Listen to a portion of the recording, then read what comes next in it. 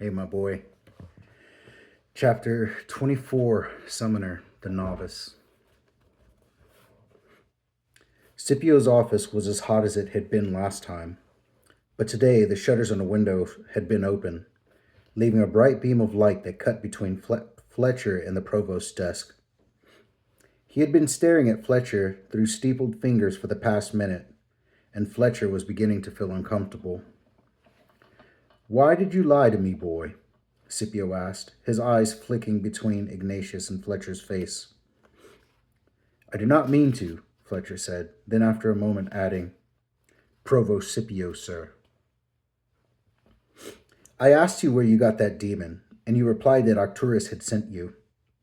Do you think that answered my question? Do you think that the answer you gave did not have certain implications? Didn't you think that after I spoke to Arcturus, I would know the truth?" Scipio's voice was calm and composed, a deep contrast to the bellowing man he had seen in the canteen just a few minutes before. Fletcher wasn't sure which he preferred. "I don't know why I said it. It was true that Arcturus had sent me, but I knew what you meant. It was wrong of me to lie to you. I just wanted to be allowed to study here so badly. I am sorry, sir." Fletcher hung his head, feeling foolish. If he had simply told the truth, perhaps he would be in a lesson with Arcturus right now, learning how to produce a weird light.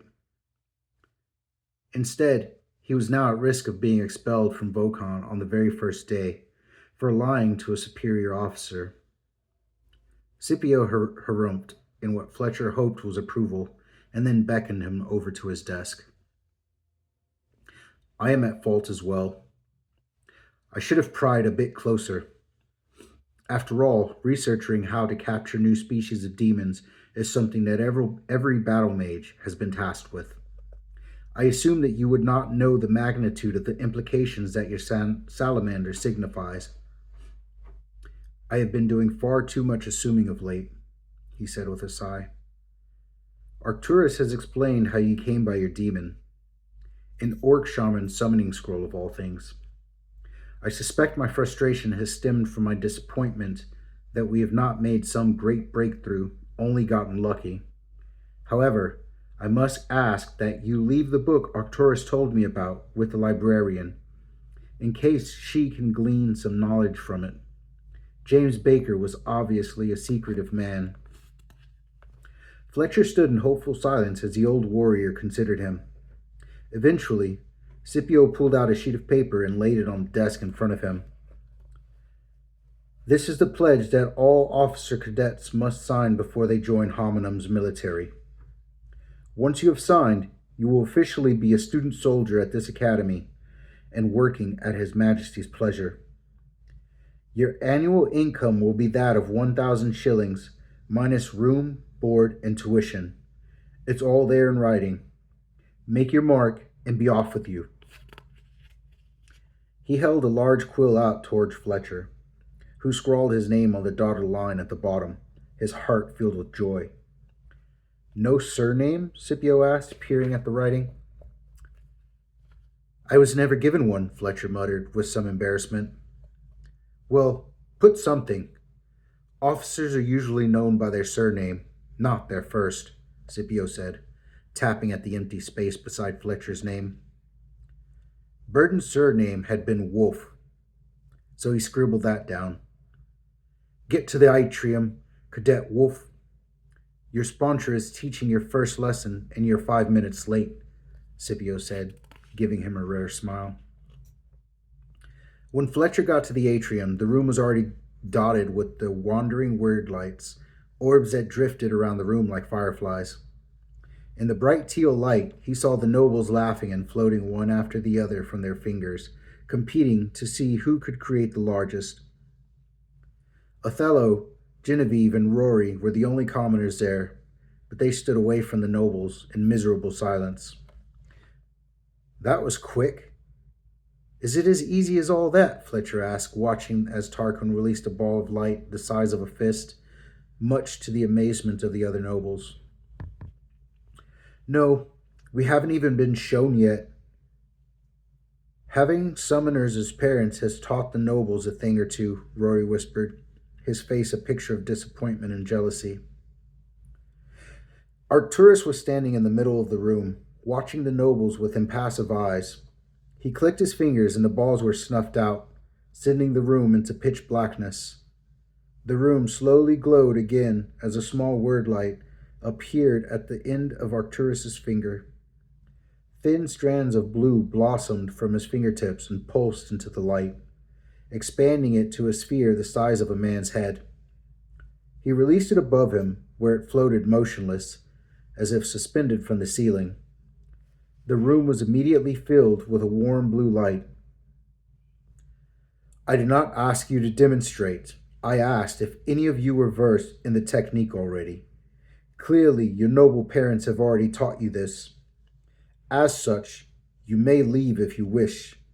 Your timetables will have been left on your beds. I suggest you memorize them. Tardiness is unacceptable. Arcturus gave Fletcher a telling look at those last words. I knew this lesson would be a joke. Come on, Penelope. Let the amateurs play catch-up, Isadora snickered. There was another noble girl, a brunette with large hazel eyes, who nodded after a moment of hesitation. Isadora flounced off, followed by the girl, but not before she cast an apologetic look over her shoulder at Arcturus. Tarkin sauntered behind the other two nobles, a large sable-haired boy with skin as dark as Seraph's, and another slighter boy with a mousy brown hair and a cherubic face. As Tarquin passed by, he looked at Fletcher's ragged, ill-fitting uniform and the bruises on his face. He wrinkled his nose in disgust and walked on. Fletcher was in too good a mood to let himself care at this point.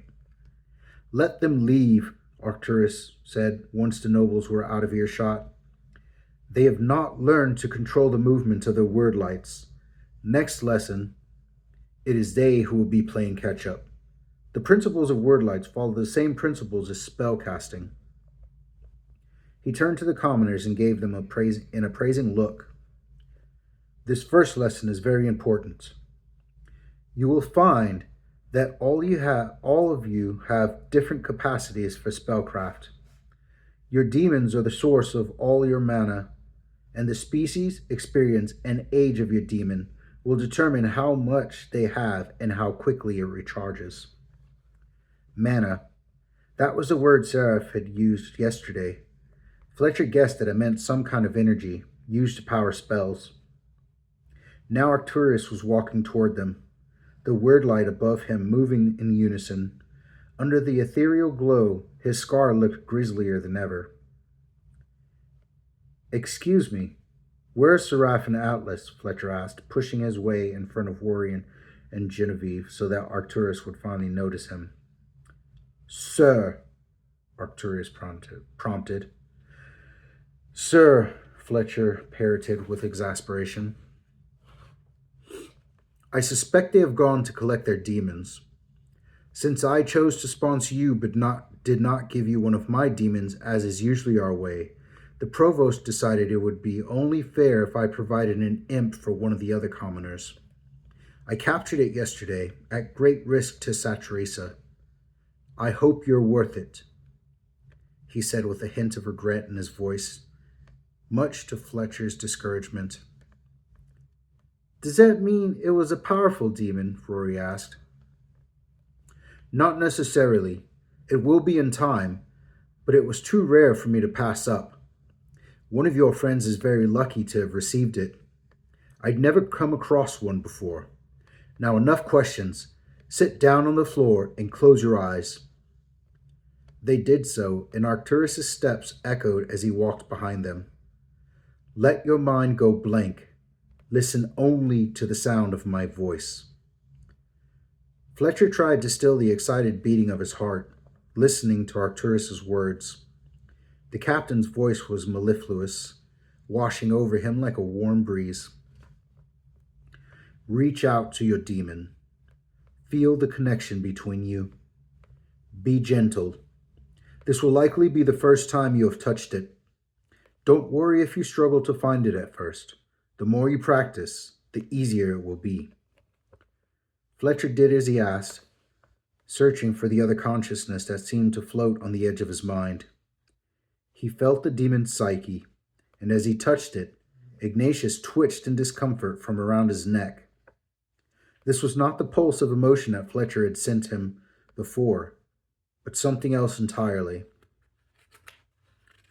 As you grasp it, you will feel the demon's mana flow through you. You must take it and focus it all through the index finger of your dominant hand. For now, that is all you must do. Fletcher felt that feeling of clarity suffuse his body once again, even stronger than when he had summoned the demon in the graveyard. It raged through him like a hurricane, and he could feel his body shaking.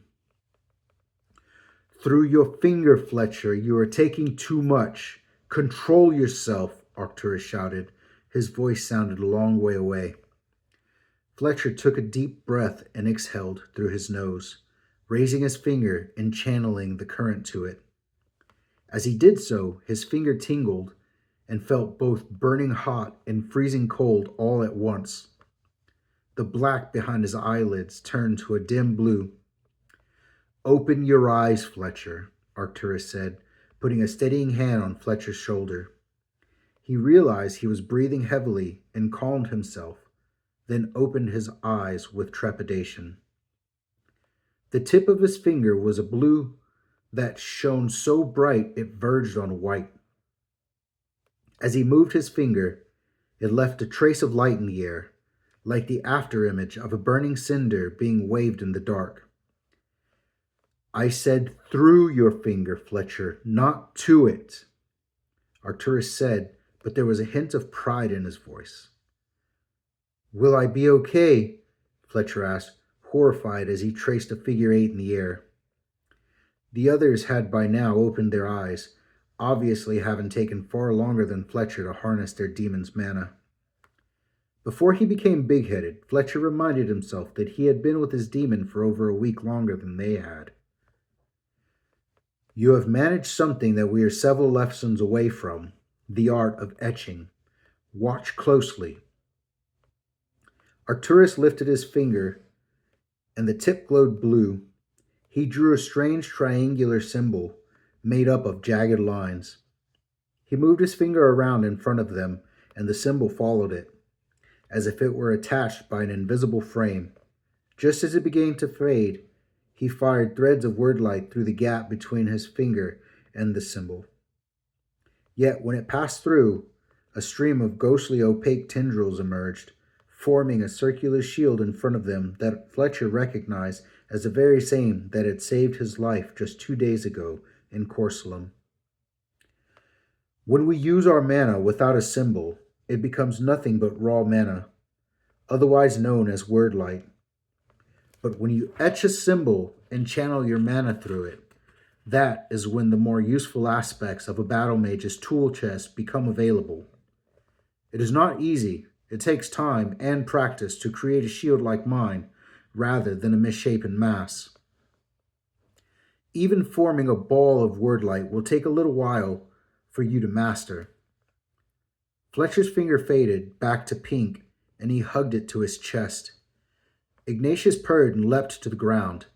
The demon licked at Fletcher's finger with a triangular tongue that was surprisingly soft, soothing the strange tingling he still felt on his fingertip. So, what did we miss? Seraph's joyful voice rang out from behind them. Fletcher turned to see Seraph Atlas and Captain Lovett walking out of the summoning room. They had their demons with them. Seraph was grinning like a madman, his happiness complete. His demon crawled along the ground beside him, its lumbering gait and the stature putting Fletcher in mind of an overgrown badger. Yet, that was where the similarity ended. The creature was covered in rough skin that appeared like bark, with a layer of mildew dusted over the top. A thick ridge of spines ran along its backbone, each one an inch long and as sharp as a surgeon's knife. They reminded Fletcher of the thorns from a gorse bush, vicious green blades that easily punched through the skin. What is it? Roy breathed in wonder as it ran ahead of them and sniffed at Arcturus's boot in recognition. Its short pug snout opened to reveal a strange, ridge-filled mouth. Fletcher could see the pulped remains of leaves within, which were subsequently swallowed with the help of a leathery brown tongue. It's a barkling, Arcturus replied. They are masked as if camouflage, hence why it's so rare to come across one. You will have trouble feeding it. They need to get through at least a pound of leaves a day. I'm sure Major Goodwin will teach you all of this in your demonology lessons.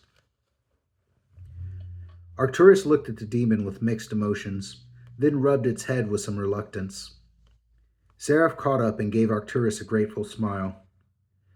I would have dearly loved to keep this for myself and capture another demon for you, Seraph, but the wily creature shot Saturissa full of splinters from its back when she got close to it. She was too injured to make a second trip into the ether.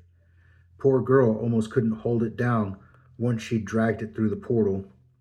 I'd barely enough time to perform the harnessing. It's too late to capture another now. I wish you well of it. Thank you so much, sir, Seraph exclaimed, scooping the demon up into his arms and wincing at the weight. You have no idea how much this means to me. I'll name him Sliver. Atlas had been lingering behind. A smile plastered across his face. His demon was the size of a large dog, with thick, bristling fur and two sharp incisors that jutted from the front of its mouth. It looked like an enormous buck-toothed otter, but for a rat-like tail with a spiked ball on the end, in the shape of a morning star. It was incredibly agile, almost flowing along the ground as it circled Atlas's feet. Mine is a Lutra. I called him Barb, after his tail. Barb, Arcturus remarked. You might want to think for a while on that. It's not a traditional demon name. Why not Barbarous? I know of at least one other demon that goes by that name. Perfect, Atlas replied, sweeping the demon into his arms. Captain Lovett had disappeared back inside the summoning room, but not before Fletcher glimpsed a flash of brown feathers as the door was closed shut. He wondered what it could be. It appeared that there were more species of demons available to hominum summoners than he had thought. As Arcturus took a breath to continue his lesson, Fletcher held up his hand. There was one thing he had to know. Where's Saturissa now, sir? And where are the nobles' demons? Are they sitting in their rooms waiting for them? He asked, his curiosity finally reaching a boiling point. Do you know what infusion is? Arcturus asked, giving him a level look. Fletcher shook his head. Infusion is when a summoner absorbs a demon into themselves, allowing them to heal and rest. The summoner can still communicate with their demon and even use mana, but it remains within them, out of harm's way. When orc javelins are raining down around you, infusion is the best defense for your demon.